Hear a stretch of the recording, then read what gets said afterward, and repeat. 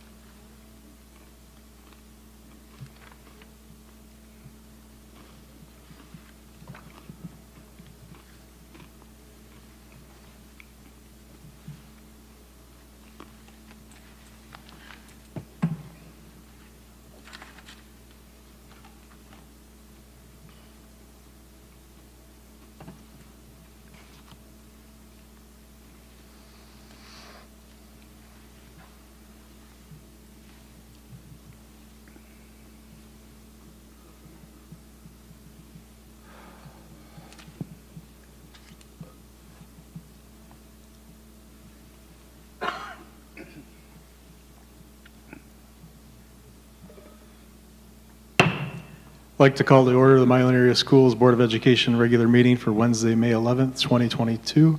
Would everyone please rise for the Pledge of Allegiance? I pledge allegiance to the flag of the United States of America and to the republic for which it stands, one nation, under God, indivisible, with liberty and justice for all.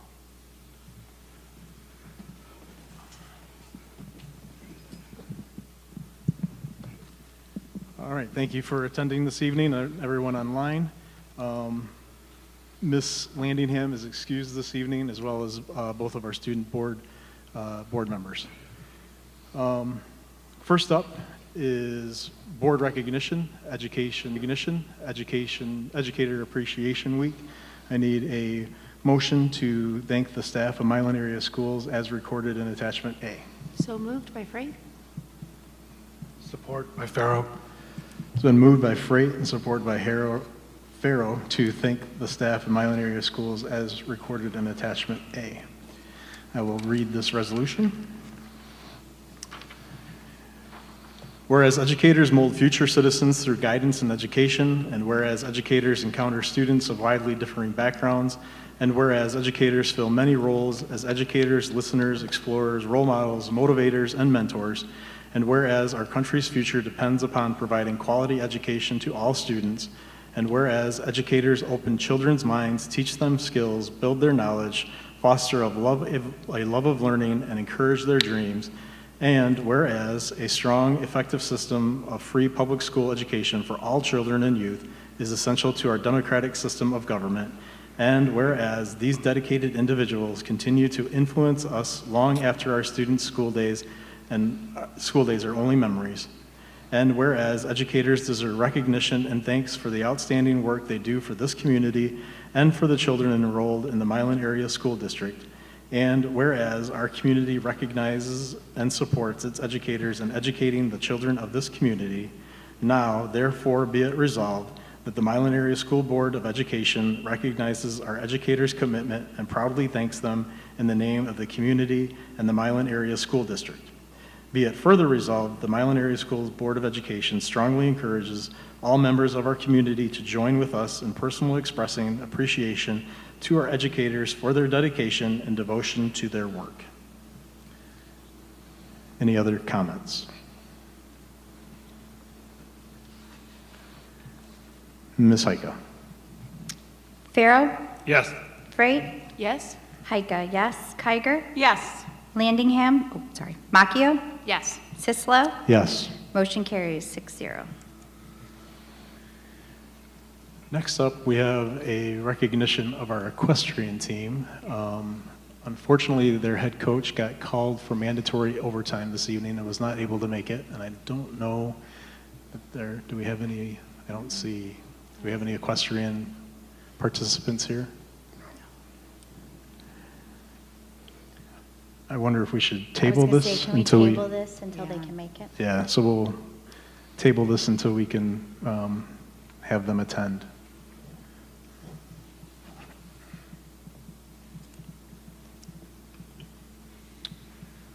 All right.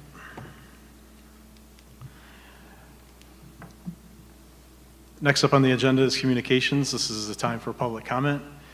This meeting is a meeting of the Board of Education in public for the purpose of conducting the school district's business and is not to be considered a public meeting. There are 2 times for public participation during the meeting as indicated in the agenda. When addressing the board, you will be asked to state your name. The board determines the amount of time granted to individuals or groups to speak. Each person shall be allowed to speak for up to 3 minutes. I'll give you a 30-second warning and ask you to finish your thought when you hear the tone. Board members may question speakers but are not obligated to answer questions or make statements or commitments in response to issues raised by the public. In general, such items will be referred to the superintendent for advisement, investigation, study, and/or recommendation, or designated as future agenda items for board consideration. Is there anyone that would like to address the board?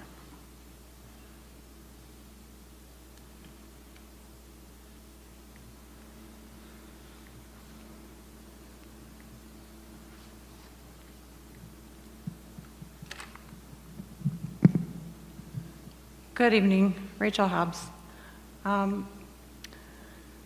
So I've raised this a couple different times about the expenses and just the reimbursements and the expenses. I'm wondering if there's any consideration that can be given towards including those in a board packet. I've done some research in some neighboring districts and how they do their minutes, their board packets, their agenda, that kind of stuff. And one of the statements that resonated with me on another website was that all people were invited to come to board meetings, and that district hoped that when you left the meeting, you had a better understanding of how the school district operated, as well as what our elected officials are doing. I thought that was really important because I think that we need to have this transparency. And I'm wondering if there's some consideration that can be put into just having the agenda available to everybody. And if they want that quick printout, they can do that. But I think that having a board packet would be very beneficial to the public. That would include the reimbursements and expenses, the current standing of the budget, enrollment numbers, that kind of information. I think that that would be very beneficial, as well as, to include minutes or summaries from like the communication committee, so people know what's going on, so they can find out, because there's really no good source to find this information. So I would just ask that you put some consideration into how we can improve that. Also, I request that my comments be recorded in the minutes. Thank you. Thank you, Ms. Hobbs.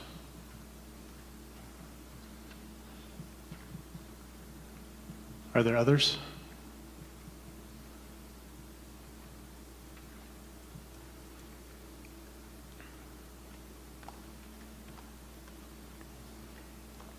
Good evening, Andrea Benning. I've been in communication this week with Mr. Gearbaugh and with the board through email and phone calls in regards to the use of 11T funding. I appreciated the Zoom presentation that Mr. Gearbaugh put out to the community and the feedback that was presented there. However, I still have lingering concerns about the use of 11T funding, considering it is a one-time conditional fund that the district will receive. I really strongly encourage the board to use caution and the district to use caution if you are looking to use that funding for staffing purposes. If you anticipate a program to be longer than a one-year program, which is what the funds are allotted for, I really struggle to see how you can use a long-term staff position with a one-time use fund, considering declining enrollment in the district, considering shuffling of funds from other programs to meet long-term staffing needs. I really think a better use of the funding might be for, while we talked about tutoring programs, I also think parent education programs could be beneficial if we hold seminars and work days for parents to be able to intervene at home and work with them on homework at home so that they have a better understanding of how they can support their children at home. I think that the use of materials would be wise. If you spend your money on materials, that is a long-term return on investment, because you will have the products to be able to use not just for that one-time use with those students, but across the board then in the future. I also think that the use of those funds for staff training could be very beneficial if you have staff training on behavioral interventions, thereby reducing undesired behaviors in the classroom. Then you could increase learning and productivity in the classrooms. I also think that staff training on best practices for remedial learning would be beneficial, so that our staff is well equipped to close that gap from our learning loss. I didn't notice in the presentation, and perhaps I missed it, but did the district ask the staff how they would desire to have that one-time 30 fund seconds. use? Overall, my concerns for staffing with 11T funding is because I would hate for our district to create an environment of hire and fire, whereas we bring on staff, but then we have to let them go because there's no more grant money or funding runs out. That can be really unsettling, I think, for staff, for community morale, for families. I really encourage us to think long and hard about how we use that 11T funding. Thank you. Thank you. Also, please record my comments in the minutes. Thank you. Thank you, Ms. Bennick.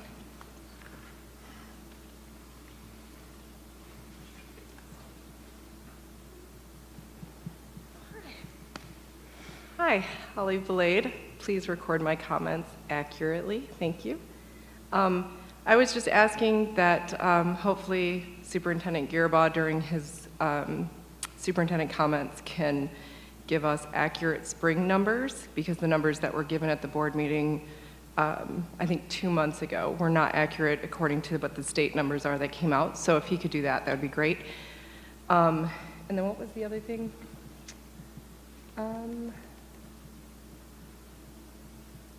Crap, what were we just talking about? Well, you don't have to add crap to my comments. Oh, well, I'll save it for the second one because I don't remember. But anyway, thank you. Please do that. Thank you, Ms. Flade.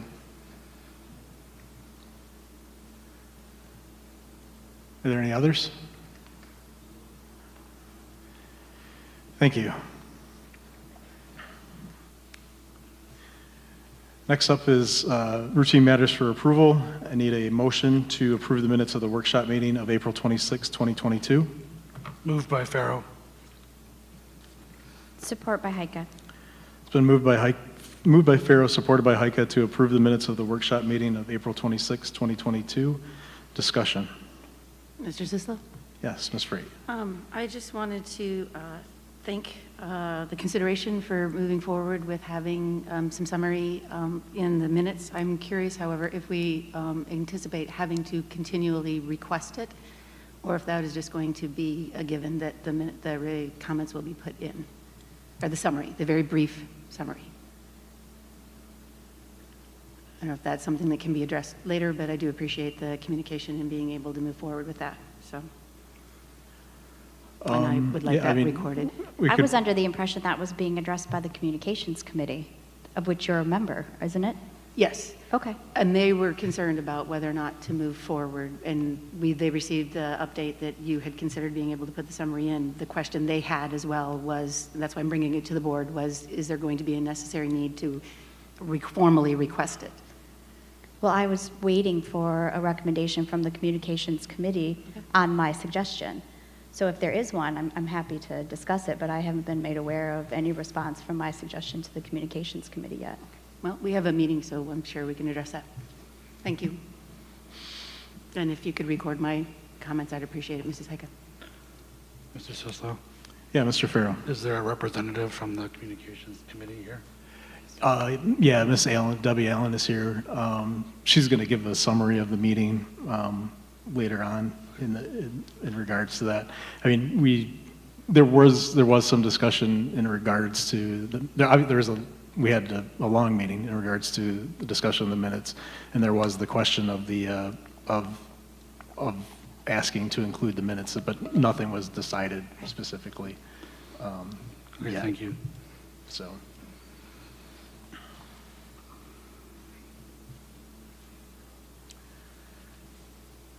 All right. Any other questions or concerns?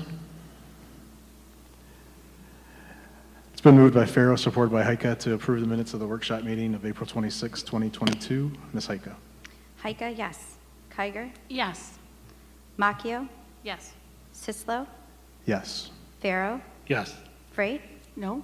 Motion carries 5-1. Next up is the minutes of the closed session, April 26, 2022. I need a motion to approve the minutes of the closed session of April 26, 2022. So moved. Macchio. Support, Pharaoh. It's been moved and supported to approve the minutes of the closed session of April 26, 2022. Those minutes are included in the transparent envelope, so any questions or concerns, if there are, we'd have to go into closed session to discuss. All right, it's been moved and supported to approve the minutes of the closed session of April 26, 2022. Ms. Heike. Kiger? Yes. Macchio? Yes. Sislo? Yes. Farrow? Yes. Freight? Yes. Heike, yes. Motion carries 6-0. So we will collect your envelopes.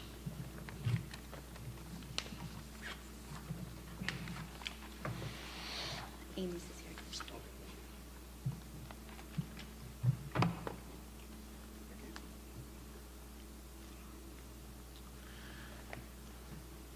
Next up is bills reimbursement of expenses. I need a motion to approve the bills reimbursement of expenses. Moved by Pharaoh. Support by Heike.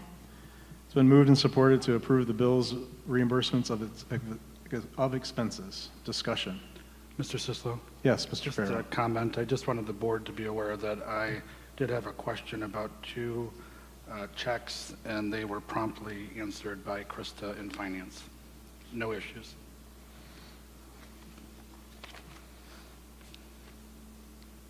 Other questions or concerns?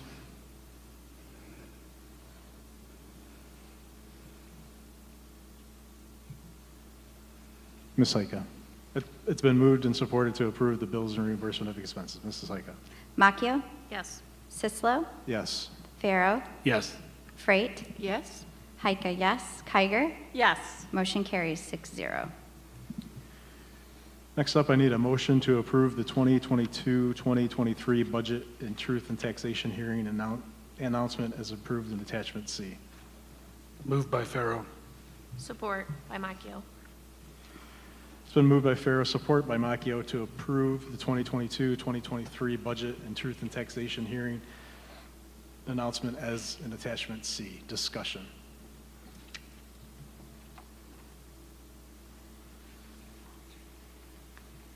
So again, this just makes it's scheduled and allows us to get it posted in the newspaper as required by law. Mr. Sislo? Yeah, Mr. Farrow. I just wanted to comment for the community that this has to be done every year as the district needs to set the tax rates for our debt funds.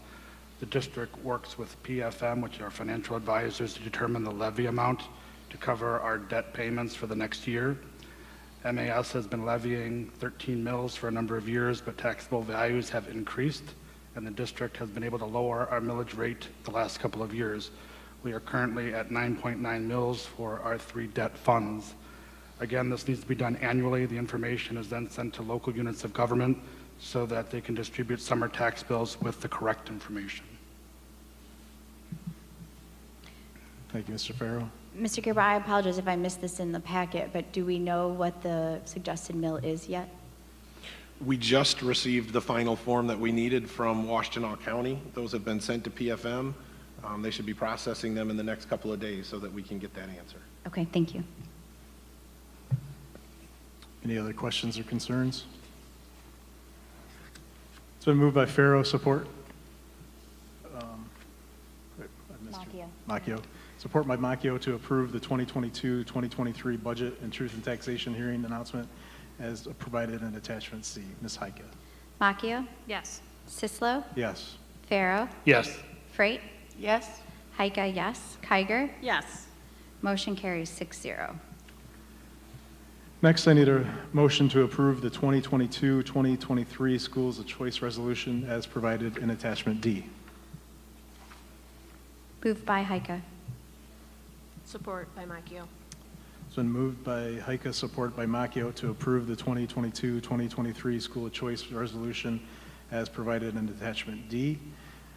Again, this allows us to accept and educate school of choice students during the 2022-2023 school year. Any other questions or concerns?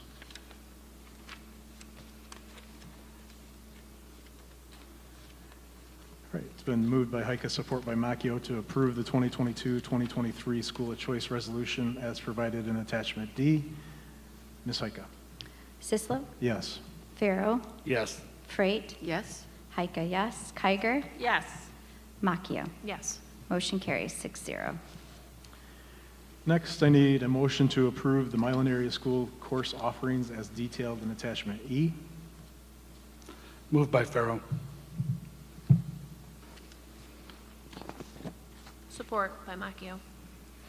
It's been moved by Farrow, support by Macchio to approve the Milan Area Schools course offerings as detailed in Attachment E. Discussion.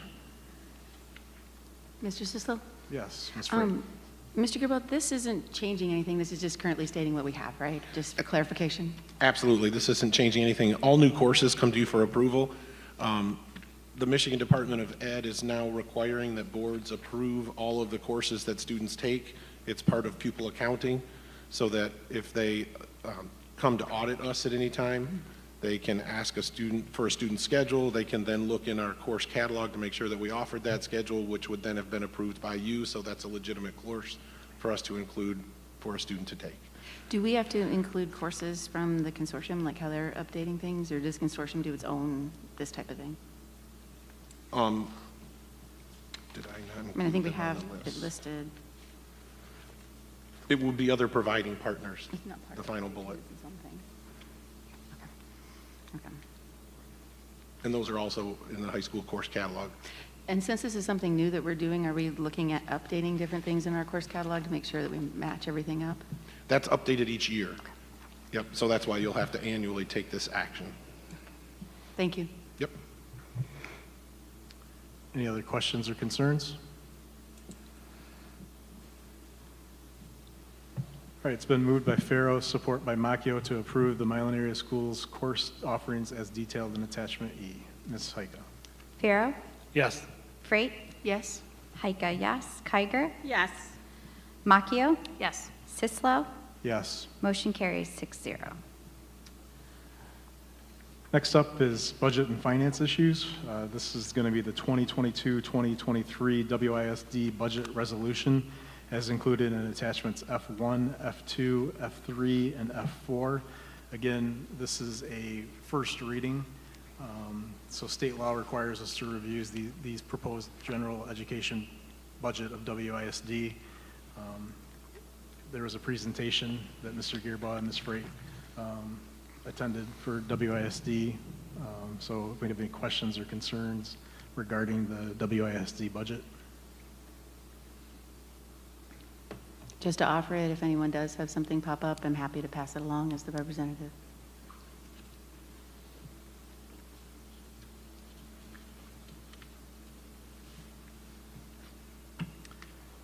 So again, this is a first reading. We can continue to look at it. Again, we need to, we'll approve this at our next meeting, or vote on it at our next meeting, because it needs to be completed by June 1st. So if you have any other questions, feel free to contact Ms. Freight or Mr. Gearbaugh in regards to those presentations from the WISD. Next up is I need a motion to approve the FCI graduates as listed in attachment G, contingent upon their completion of all requirements. Moved So by moved. Heika. Support by Freight? So moved by Heika, support by Freight, to approve the FCI graduates as listed in attachment G, contingent upon their completion of all requirements. Is there any discussion? Just congratulations. Right, congratulations. That's a lot of Congratulations. hard work.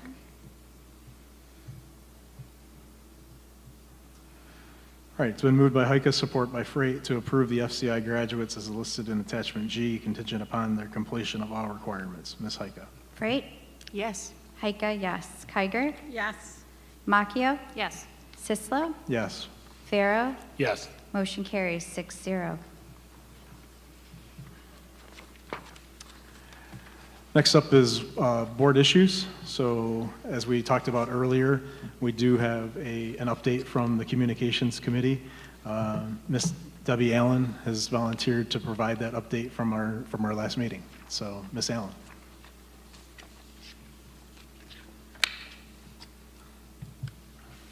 Good evening, Board Education and Community.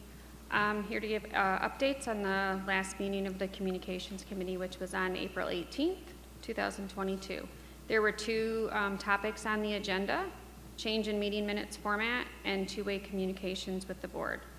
In regards to the change in format with the meeting minutes, following a lengthy discussion, the general consensus was it's important to include some information within the minutes, but keeping the information to a brief, concise summary is key, including a stance or viewpoint when given. By no means is it necessary for any kind of verbatim transcript. There's still discussion, and nothing has been decided on that, and more to come at our next meeting. Improving two-way communications will be discussed at the May 16th meeting.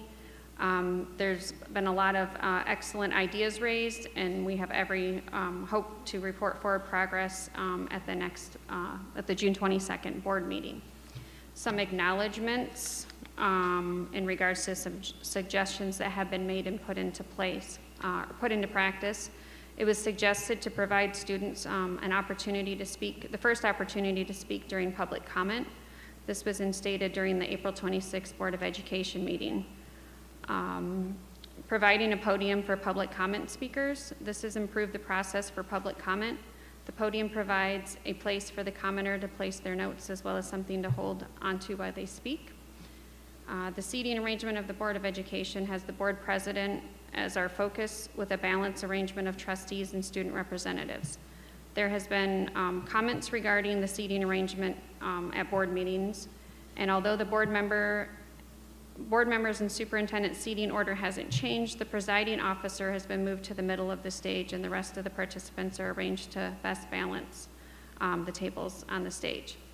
The Pledge of Allegiance can now be heard at the beginning of the recording of the Board of Education meetings. Things are not heard very well over the broadcast. I know this for a fact because sometimes I've watched the YouTubes and it is very difficult to hear. Thank you for making that change. If they're not, if it's not spoken into a microphone and it's evident to a community member during the Pledge of Allegiance. The presiding officer now holds a microphone during the pledge so that it's heard on the broadcast. So, thank you. Thank you, Ms. Allen. So our next meeting is Monday, May 16th, where we definitely will continue some of the discussion about the minutes, as well as the two-way communication that she spoke of. So, any questions for the Communications Committee?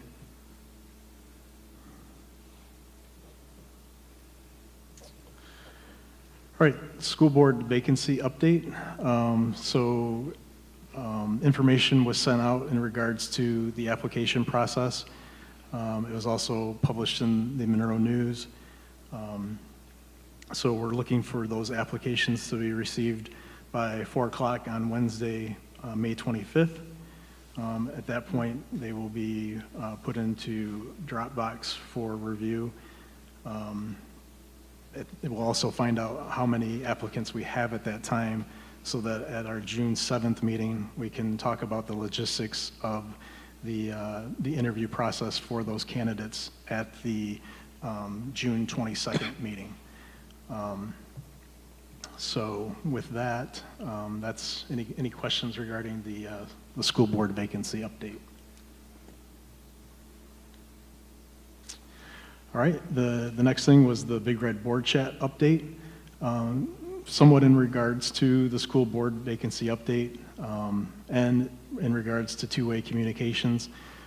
This is the current method that the board has used in the past in regards to two-way communication with the community.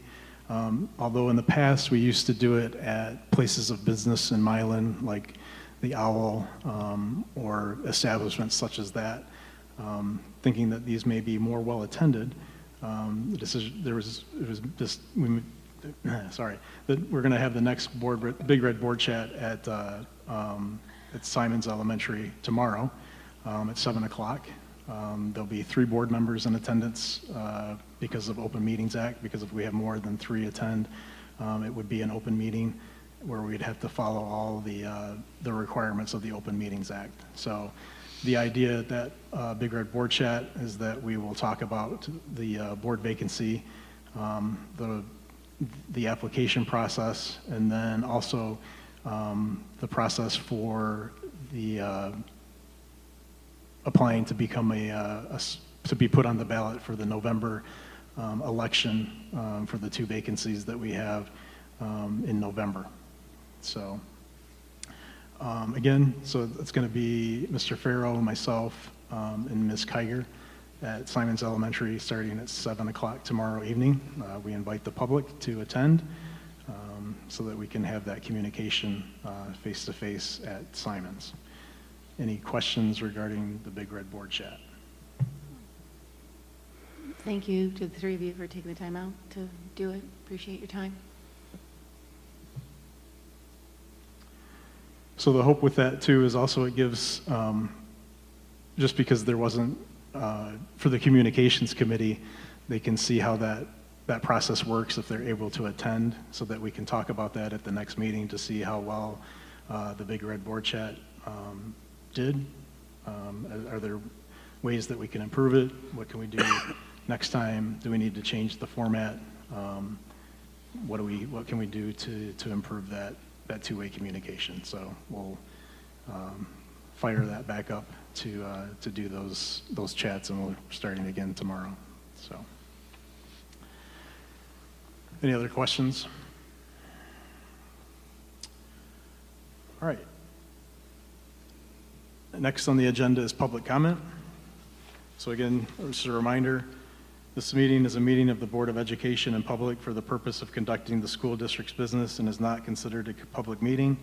There are 2 times for public participation during the meeting as indicated in the agenda. When addressing the board, you'll be asked to state your name. The board determines the amount of time granted to individuals or groups to speak. Each person shall be allowed to speak up to 3 minutes. I'll give you a 30-second warning, and I'll ask you to finish your thought when the beeper goes off. Board members may question speakers but are not obligated to answer questions or make statements or commitments in response to issues raised by the public.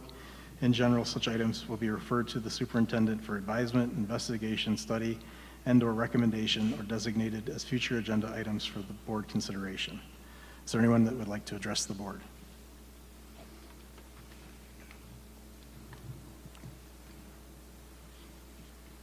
Debbie Allen. Andrew, I think I don't know how long ago it was, I had asked a while back about the audit firm and how often, or if there was anything in the policy about changing the audit firm. I think it's been well over 10 years, 12 years, I think we've used the same one. I don't know if you guys have looked into that or if considered that. Probably too late for this next year, but maybe for the following year. Just as best practices, every so often it is good to change auditing firms just for another, Anyways, thank you. Thank you, Ms. Allen.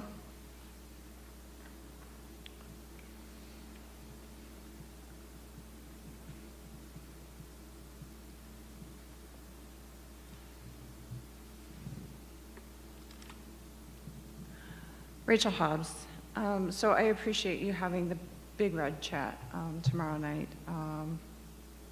That's a big deal. But I'm not understanding what the concern is with not allowing more than 3 board members to be there, and what the issue is in following the OMA. So if somebody could give me some sort of feedback on that, that would be appreciated. I think it's important that board members be heard and that people be able to address board members and ask questions. I think that's important to the community. That is a clear product of transparency. Thank you. Oh, record my comments, please. Thank you, Ms. Hobbs.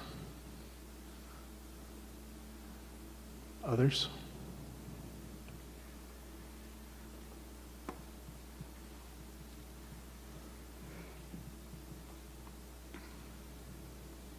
Holly Belade, and I remembered what I had forgotten.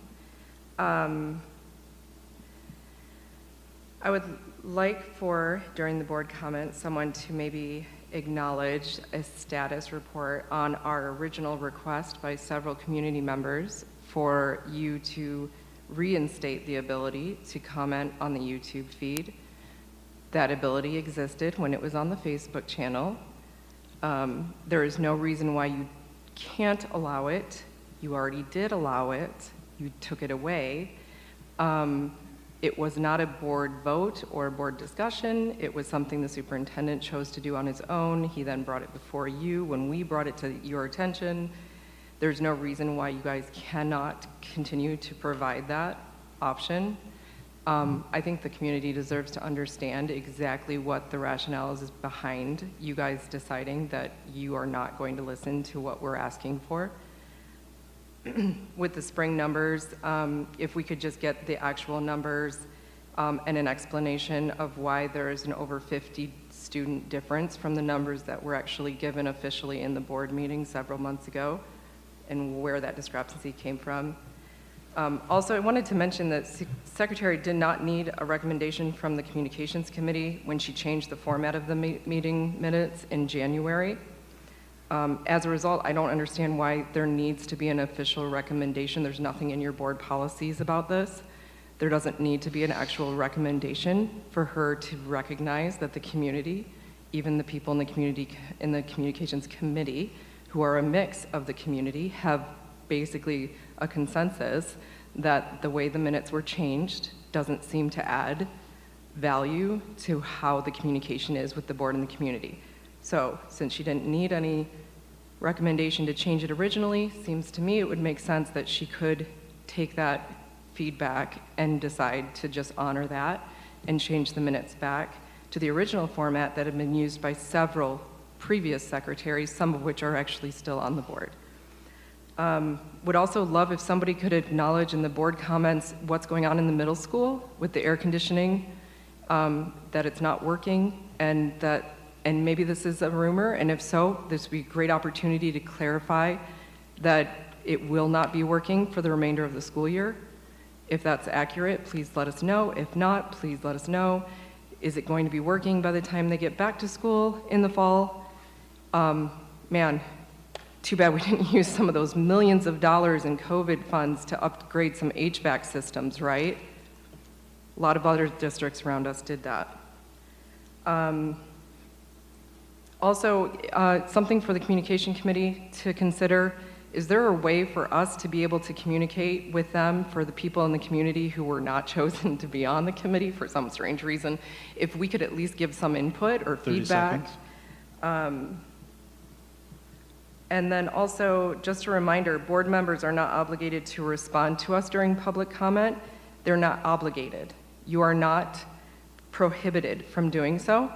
So if at any time I say something that's not true, I would welcome and want you to just politely say, hey, actually that information's not accurate. That'd be great. That would almost be like two-way communication, wouldn't it? Please include my comments in the meeting, and actually could you add a PS to that? I think it's really unnecessary and unfortunate that I need to remember to say that every time. Mr. Cicillo, if I may, you have to ask for your comments to be included in the meeting minutes because our board policies require that. And I also did not change the meeting minutes ad hoc because out of respect for the Communications Committee, I was waiting for their recommendation. So we formed this committee so that we could get feedback from the community. This is my time now. You had your 3 minutes, this is my time. My time. And it actually is. So we formed a committee to get feedback from the community, and I am waiting for a recommendation. I made a suggestion to the Communications Committee, and once we have a recommendation and we have a consensus, because you're correct, while they've discussed it, my understanding is there's not a consensus on how to handle that, and once I have a recommendation, out of respect for the Communications Committee, then we can discuss the meeting minutes. Perhaps you should wait until the next meeting when it's public comments again and you can say that, but your time has expired.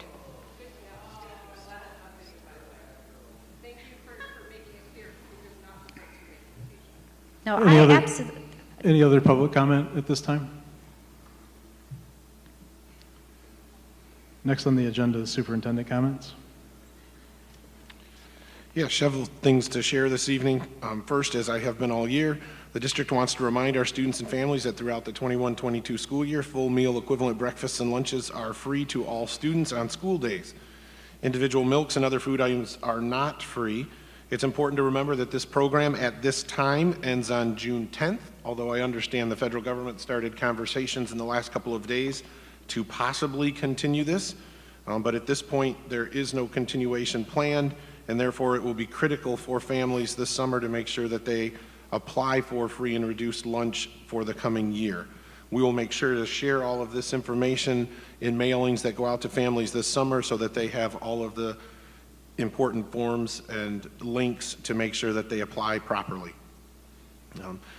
This morning I was able to visit the South and West Washtenaw Consortium Habitat for Humanity houses. The progress that the students have made since my last visit was truly impressive. The exteriors are almost completed, and one of the houses has the majority of the interior work completed. That house is actually slated to be turned over to the owner on June 1st. It was nice to meet with our 3 students that do attend and are part of that program and see all of the great work that they have accomplished on those Habitat houses. On Wednesday, April 27th, Mrs. Kiger, myself, and Mr. McMahon were able to observe the final presentations and oral defenses of the Advanced Placement Research course. The students spent the last year researching a topic area of interest and finding a gap in the current knowledge base. They then used their knowledge and sound research practices to design and carry out research of their own to address that gap. All 3 women did an amazing job, and we wish them well with their AP board reviews. Naya Matley gave a presentation on personal safety precaution comparisons. Kylie Bratschke presented on soil pH and water source distance correlation in Southeast Michigan. And Briley Laurel did a study on teen stress and activity level, specifically athletics and work and the effect they have on student stress. Truly, those 3 ladies did a wonderful job, and we truly do wish them well in their AP board reviews. Some staff updates. Amber Straits, a Simons paraprofessional, had a baby girl on April 18th. Charlie Irene and the family are doing very well. The district's professional development held on Friday, May 6th went very well. The morning included ALICE training for every employee in the district. We also took some time with our hourly employees to discuss the 22-23 transition to time card pay from contract pay. The teachers had building professional development in the afternoon and spent time with their building staff. At that point, all of the support staff went home as that was scheduled to be a half day for them. I want to thank everyone who helped make the professional development a success. We had a little bump in the road when one of our ALICE presenters called me in the morning with COVID, but we were able to find a replacement and make sure that we provided all of the appropriate ALICE training to our staff. As Mr. Sislo said, the vacancy on the school board was officially posted on May 2nd via Twitter, Facebook, email, text, website, and phone message. A posting in the Monroe Evening News will be published on May 13th. We had a little snafu with the newspaper. For those that don't know, the Monroe Evening News was actually purchased by a national conglomerate, and they were going to post it in the wrong newspaper, which we just received information on today, and we requested that it be posted in the Monroe Evening News, and so that will happen on May 13th. Still in plenty of time for folks to apply by 4 p.m. on Wednesday, May 25th. It's important for people to remember that Milan COVID data is still being published, even though it's not required, in the COVID case data link off of the main website at milanareaschools.org. All positive cases are reported within 24 hours, and we have a weekly consolidation of that data. The district's reproductive health community survey was shared on May 3rd via email, text, website, and phone message. The survey closes at 4 p.m. this Friday, May 13th. For details and how to take the survey, community members can visit the current topics section of milanareaschools.org. An update on the middle school air conditioning. When we went to start up the air conditioning, we found that it was yet another item that was damaged by the windstorm that we had earlier this year. We've already had 2 companies in to look at it, and they are ordering the parts. It's really now in the hands of how quickly can the parts get here so that we can get it repaired. I will say it is possible if the parts are back ordered and it takes more than 5 weeks, obviously it will not be able to be turned on before the end of school. So it's not in our hands at this time, it's in the hands of the market and being able to get us the parts that we need to get it repaired. Again, it was damage caused by the windstorm earlier this year. The 11T funding community Zoom input session was held on the evening of Tuesday, May 3rd. 22 people attended, including 4 board members, 4 staff members, and myself. We truly do appreciate the input that we received, and we are using that to help form our application for the 11T funds that will be submitted soon. Thank you. Thank you, Mr. Gerbaugh. Mr. McMahon. Yep, I just have one update, and it's that our Title III funds have finally been approved for this school year. We've already been spending some of the money under the assumption and actually under I can communicate with our approvers to get some pre-approval. So we've been spending some of the funds. So it's not like we haven't been spending the money, but it's official, so that's good. But I do want to share one highlight of this year's application for the Title III funds. And we've allocated some funds towards a family event, which is something we should be doing to promote inclusivity for our EL families. And so this year, we're going to plan, or we have planned, we're going to conduct a family field trip on Saturday, June 4th. Jen Saylor and Jesse Stafford are leading our EL families and, well, the students and their families to Henry Ford Museum for a Saturday, 9 to like 2. And it includes lunch and obviously information about the district and just extending an open arms to our families to promote that inclusivity. So we're excited about that part. That's it for me. Thank you, Mr. McMahon. No student board member comments tonight. Board member comments. Ms. Wright. Thank you, Mr. Sislo. Sure. Last night, I had the pleasure of being able to celebrate with the FFA their banquet. It was held in here. They had a beautiful video, a great meal, and Jan, I believe it's 93. I asked how long we've had our FFA, and I believe they said they were celebrating the 93rd banquet. So really great roots that we have in that. And the Monroe County Farm Bureau also came, and I believe because during COVID they weren't able to do this, and presented our FFA chapter with a big farm sign, if you will, that has the Milan greenhouse on it in recognition of Tom Stahl's 39 years of service to our community. I think, again, because of COVID, they weren't able to do that presentation when they want to, because Mr. Stahl, I believe, retired last year, correct? But with the greenhouse now has a really nice, beautiful sign in tribute to his years of service in our FFA. And the greenhouse is open Thursday and Friday and Saturday as well to the public with a tremendous amount of perennials and annuals and vegetables per Mrs. Furbush. So I'm sure that they would appreciate your patronage. I'd also like to thank Mr. Gearbaugh for the Zoom and Mr. Sislo for reaching out with the Big Red Talks, because I think there is some serious effort trying to get some two-way communication out there and giving more than one way. And the Communications Committee is also desperately trying to research that, like Mr. Gearbaugh, or Mr. Sislo said, and how to improve those efforts. So there's at least some attempt going out there. So thank you, Mr. Sislo. And if my minutes or comments could be recorded, Mrs. Heika, thank you. Thank you, Ms. Wright. Mr. Farrell? Sislo. Yeah. So a few things. Ms. Valade, I wanted to address your comments regarding the meeting minutes. I acknowledge that we don't agree on the existing format of the minutes. In Michelle Heika's defense, I have no issue going on record indicating that I felt that there was a need for the minutes to change the meeting format, the minutes format, excuse me, to be changed. I felt it was important for the board to move away from a verbatim transcript and to really just highlight the board actions and just basically summarize the key points of our meetings. And as you're aware, the live stream is available to everybody. And there's nothing that is prohibiting folks from coming to our meetings if they are truly interested in hearing what we have to say.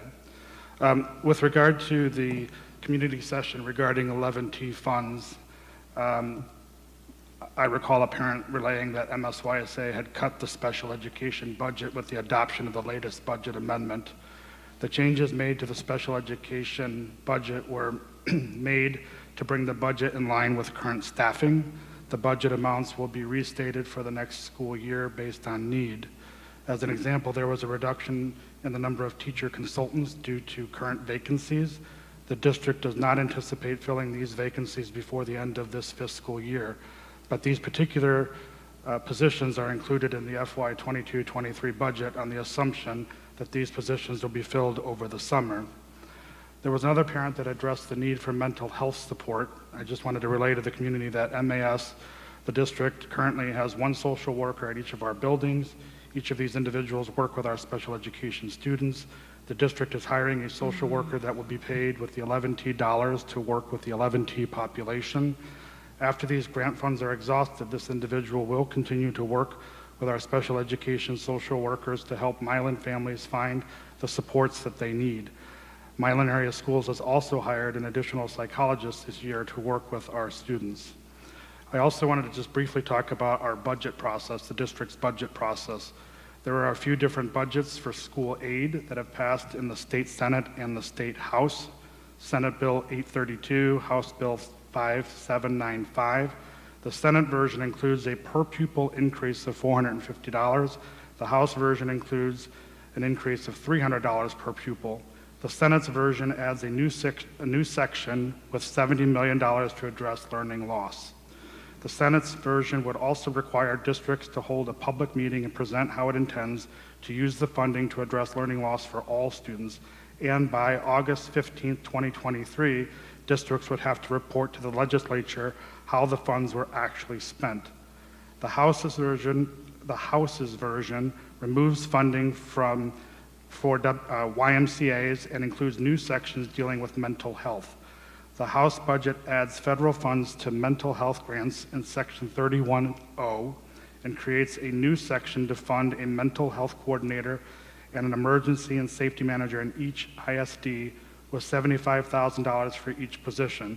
It also creates a school safety and mental health commission within the Michigan Department of Education.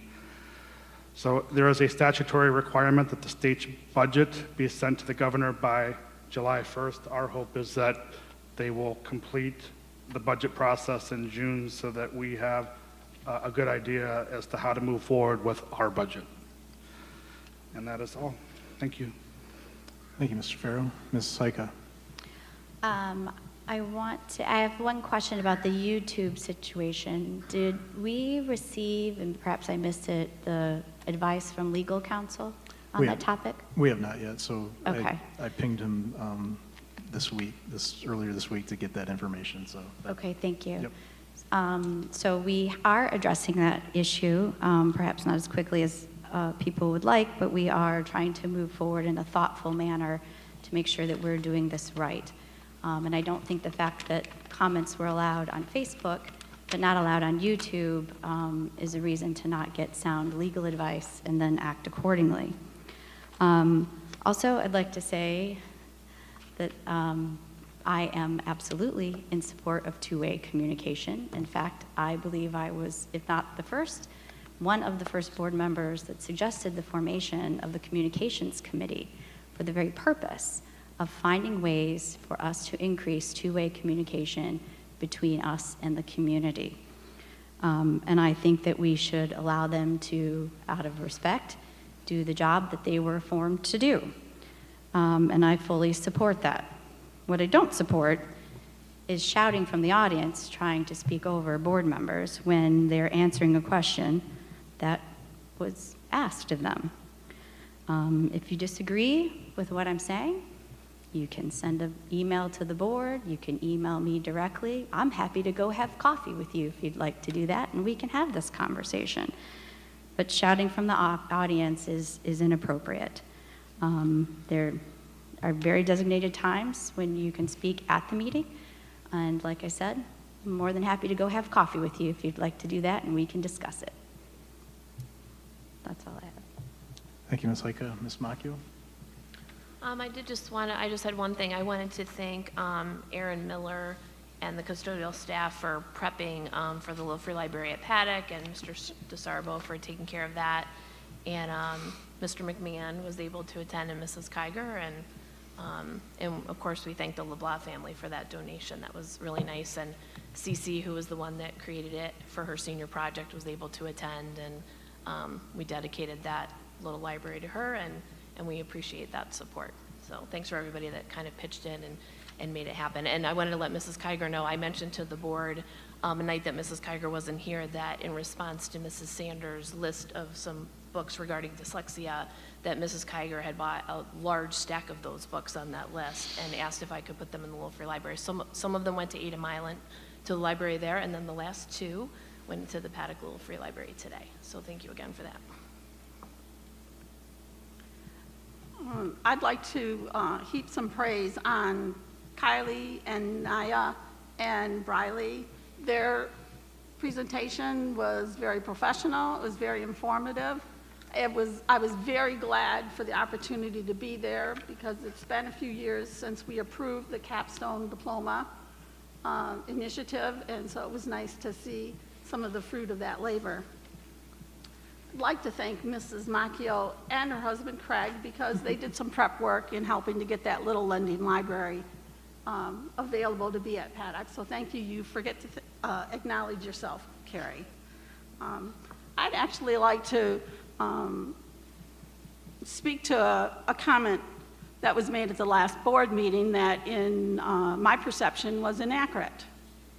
The comment seemed to suggest that the board had failed to acknowledge Mrs. Sanders' concern that for awareness be made of dyslexia. Not only did our board president reach out to Mrs. Sanders on behalf of the board, but at least 3 board members acknowledged Mrs. Sanders and thanked her. Mr. Farrell, in one of his board comments, thanked Mrs. Sanders for submitting titles, and he informed the audience that he intended to further educate himself on the subject of dyslexia. Mrs. Macchio, in her comments, spoke of her awareness of dyslexia in her career as a reading specialist, and I myself, in my board comments at a subsequent meeting, thanked Mrs. Sanders for submitting the titles and that I had purchased multiple copies of many of those titles so that they could be placed in the Milan Reads bookcases and the Little Lending Library. I've tried to understand why a seemingly inaccurate comment that is so easily fact-checked would be made. There's video that someone could go to. There's being personally here in our board meetings. And because this was prior to the district switching to YouTube, that we did have written board comments. And yet, accuracy did not seem to be the point of that comment. One of the conclusions that I drew was that making the comment was the point because they know that many people will not fact check, and therefore the inaccuracy becomes the reality. In light of this, I find that a lot of the drama surrounding written comments to our board meeting minutes is nothing more than theater. Thank you. Thank you, Ms. Kiger. Just to address a few of the questions, Ms. Allen, you are correct about the audit. Mr. Gearbaugh addressed it a bit ago, that we have used the same auditing firm, although the lead auditor has changed during that period of time, but it's something that can be looked at for future audits. So in regards to the OMA and the Big Red Board Chat, the purpose of the OMA meeting, it's the convening of a public body at which a quorum is present for the purpose of deliberating toward or rendering a decision on a public policy. So the concern there is a quorum of the board is 4 members. So in order to avoid any of that deliberation toward or rendering a decision at any meeting such that we would violate the OMA is the reason why there's 3 members that'll be present at the Big Red Board Chat. If the Big Red Board Chat is deemed to be an appropriate 2-way communication, obviously other board members will be present at future meetings. There was other board members that wanted to attend, but it was limited to the first 2 that responded, including myself. So obviously, if we do have another Big Red Board Chat, there will be other board members at those chats.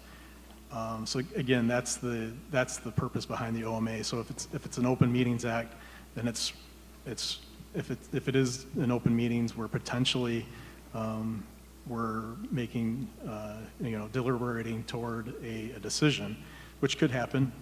just in conversation at some of those meetings, if we start to talk to each other and say, oh, that might be a good idea that we need to do that, that could be considered working towards a decision.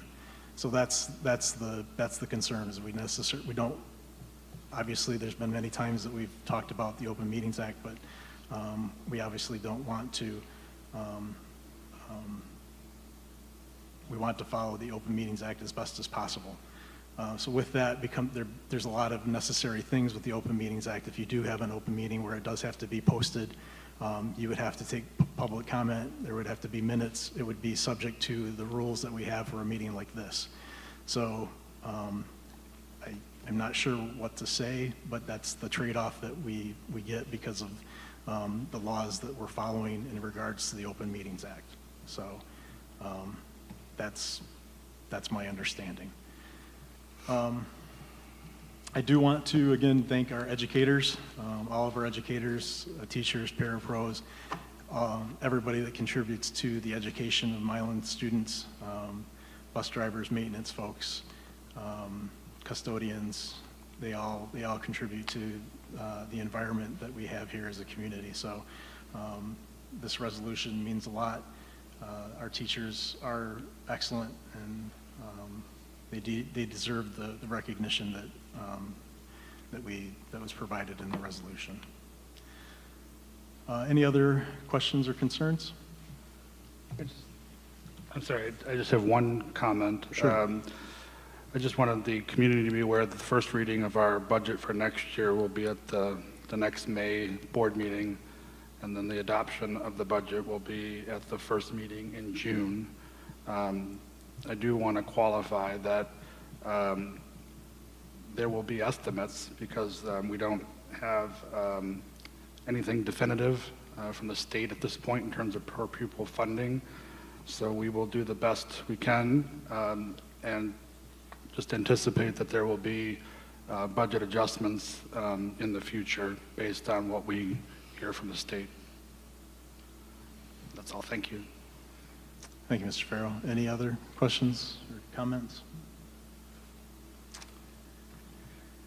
With that, the meeting's adjourned at 8:02.